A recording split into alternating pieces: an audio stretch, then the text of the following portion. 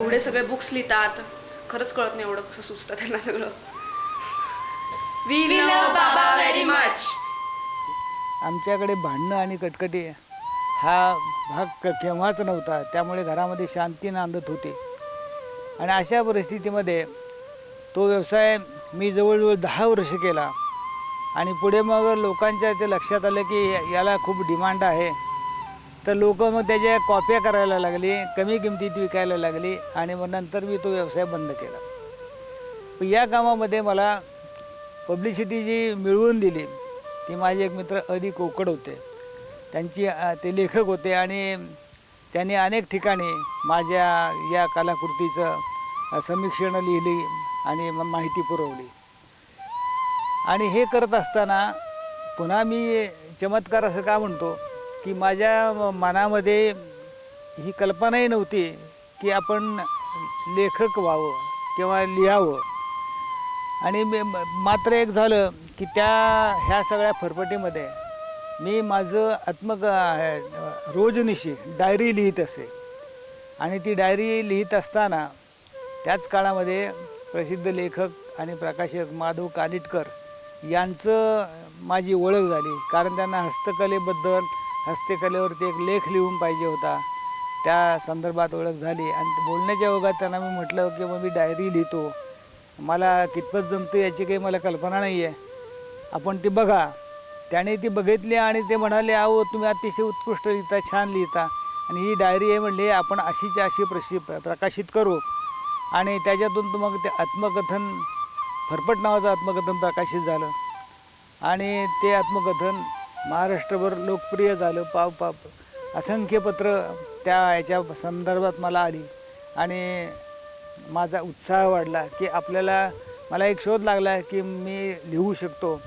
आणि मग त्या माधव कानिटकरांनी त्यांच्या रूपा मासिकामध्ये दरमहा माझ्या कथा प्रकाशित करायला सुरुवात केली. आणि माझा उत्साह वाढत गेला. लोकांची पसंती मिळत गेली.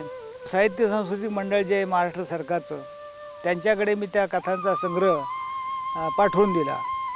आणि आश्चर्य असं की त्या कथासंग्रहाची अनुदानासाठी निवड झाली.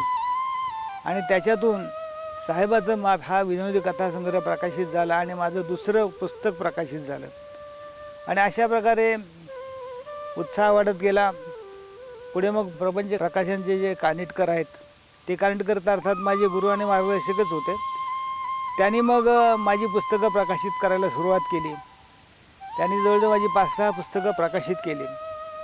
आणि फरफटची दुसरी आवृत्ती प्रकाशित करण्याचा त्यांचा विचार होता.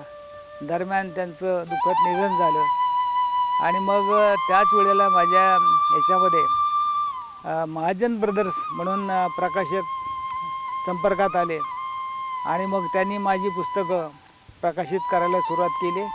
आमचे ज्येष्ठ लेखक नारायण शेळके काका हे आमचे जुने संबंधित असून त्यांची आम्ही आतापर्यंत 10 ते 12 पुस्तकं प्रकाशित केलेली आहेत. त्यापैकी फरफट नावाची एक कादंबरी आहे, साहेबाचं माप, वानवळा, दक्षिण काश्मीर, मिनी दक्षिण भारत, मलेशिया, थायलंड, राणीच्या देशात 100 दिवस ही नवीन कादंबरी आम्ही त्यांची लवकरच प्रकाशित करणार आहे.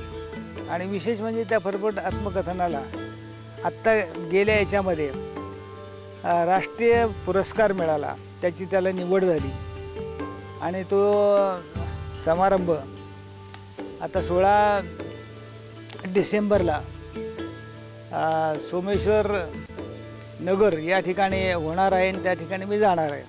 माझी पुस्तकामागून पुस्तकं प्रकाशित होत होती, परंतु मी एकाही पुस्तकाचा प्रकाशन समारंभ केला नाही. पुस्तक प्रकाशित झाली, वाचकांनी वाचली, त्यांची पसंती मिळाली, तेव्हा हा समारंभ करण्याची मला आवश्यकता वाटत नाही. पण तरीसुद्धा मग मुलांच्या आग्रहावरून, मित्रांच्या आग्रहावरून एखादरी पुस्तकाचं प्रकाशन समारंभ करावं असं त्यांनी घेतलं. आणि मग मागच्याच वर्षी निवारा वृद्धाश्रमामध्ये वृद्धांच्या जीवनावर लिहिलेलं एक पुस्तक, त्याचा प्रकाशन समारंभ झाला. आणि त्या समारंभाला प्रसिद्ध समीक्षक शंकर सारडा आणि प्रसिद्ध लेखक ह.म. मराठे हे उपस्थित होते. त्यांनी पुस्तकाचं कौतुक केलं. आणि याप्रमाणे ती जी एक इच्छा होती प्रकाशनाची ती माझी पूर्ण झाली. तर अशा प्रकारे मी ज्ञानी म्हणे नसताना लेखक झालो आणि वयाच्या 60नंतर मी पुस्तक लिहायला सुरुवात करून वयाच्या 75पर्यंत माझी जवळजवळ 22 पुस्तकं प्रकाशित झाली. अर्थात हा सुद्धा मी एक माझ्या आयुष्यातला चमत्कारच समजतो. आता हे करत असताना पुन्हा एक काहीतरी नवीन करण्याची उर्मी कायमच मनामध्ये असायची आणि मग मी असं ठरवलं की आपलं थांबलेलं जे पेंटिंग आहे ते पेंटिंग करायला सुरुवात केली आणि एक 15-20 पेंटिंग्स माझी तयार झाली. अर्थात तयार झालेले पेंटिंग्सचं पुन्हा काय करायचं, मग बालगंधर्व आर्ट गॅलरीमध्ये पुन्हा एका ग्रुप शोमध्ये मी भाग घेतला आणि त्याच्यामध्ये ती मांडली. दरम्यान मला व्यंगचित्र काढण्याची इच्छा झाली की आपण व्यंगचित्र काढूया, जमतात का बघूया.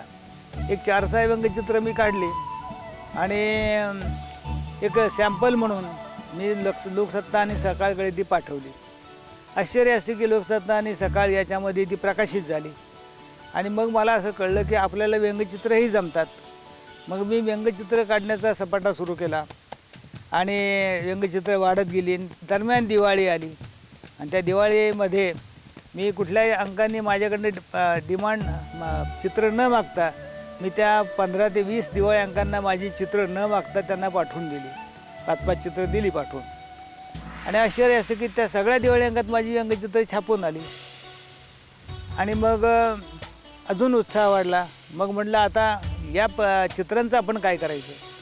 मग मी त्या चित्रांचं एक एक्झिबिशन करायचं ठरवलं आणि 200 चित्र जवळजवळ मी ती काढली, रंगवली, माउंट केला आणि बालगंधर्व आर्ट गॅलरीमध्ये त्याचं एक्झिबिशन भरवलं. प्रसिद्ध चित्रकार मंगेश तेंडुलकर आणि विनोदी चित्रकार श्रीधर फडणीस यांच्या हस्ते त्याचं उद्घाटन झालं आणि प्रदर्शनाला चांगला प्रतिसाद मिळाला. अर्थात याच्यामध्ये ह्या सगळ्या प्रवासामध्ये माझी जरी सत्वपरीक्षा असली तर देवाने काही देवदूत रस्त्यामध्ये उभे केलेले होते आणि ते मला मिळाले. त्या लोकांनी मला मदत केली. त्यापैकी जर उल्लेख करायचा जर झालं तर पहिले भाऊसाहेब नेवरगावकर, दुसरे बाळासाहेब ओंकार, असे मोठमोठ्या लोकांशी माझा जवळचा संबंध आला आणि त्यांचंही मला मार्गदर्शन मिळालं आणि अशा प्रकारे हा जो जीवन प्रवास आहे हा माझा सुरू राहिला. त्याच्यामध्ये दोन्ही मुलं हे अतिशय समंजस, अभ्यासू आणि जबाबदार अशी निघाल्या कारणामुळे त्यांच्या अभ्यासाकडे मला फारसं कधी लक्षच द्यावं लागलं नाही, कारण किंवा लक्ष द्यायला मला वेळही मिळत नव्हता. परंतु ती आपली शिकत राहिली आणि चांगल्या प्रकारे ती शिकून हे झाली आणि स्वतःच्या पायावरती उभी राहिली. आणि हे जे माझं एक जे काही आयुष्य आहे हे आयुष्य सुखी आणि संपन्न होण्यासाठी त्या लोकांनी मला मदत केली. सुनाही माझ्या या चांगल्या कर्तबगार निघाल्या. एकीने ब्युटी पार्लर चालवलं स्वतःच्या बंगल्यामध्ये, तर दुसरीने कॅनिंग सेंटर म्हणून जे आहे ते सुरू केलं आणि त्यांचे व्यवसायसुद्धा भरभराटीला होते. त्याच्यावर पुन्हा एक सुवर्णकळस म्हणजे धाकटा मुलगा रवींद्र याची टेल्कोतर्फे लंडनला नियुक्ती झाली 2-3 वर्षाकरता जगवारा कंपनीमध्ये. तो विथ फॅमिली तिकडे गेला आणि त्याने मला आग्रा आणि लंडनला नेलं आणि लंडनला मी जवळजवळ 100 दिवस राहिलो. लंडनचा जवळून अभ्यास केला. त्याचबरोबर मला युरोपही बघायला मिळाला आणि हे सगळं करून मी तृप्त मनाने पुन्हा भारतामध्ये आलो. अशा प्रकारे मला आयुष्यामध्ये खूप चांगली माणसं मिळत गेली. त्यांच्या सहकार्याने, आपुलकीने आणि प्रेमाने मी हा टप्पा पार करू शकलो.